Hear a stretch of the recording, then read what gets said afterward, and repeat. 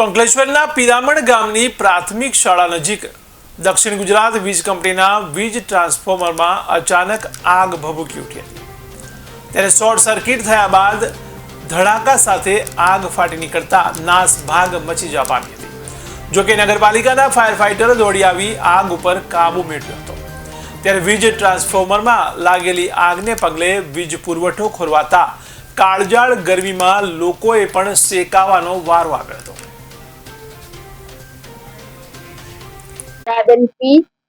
પ્રાથમિક શાળા પિરામણમાં આચાર્ય તરીકે ફરજ બજાવું છું।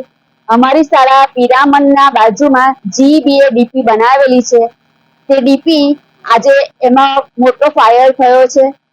હાલમાં અમારી શાળાની પરીક્ષા પૂરી થઈ છે, તે માટે બાળકો હતા નહીં અને બાળકો 3 થી 4 જ હતા।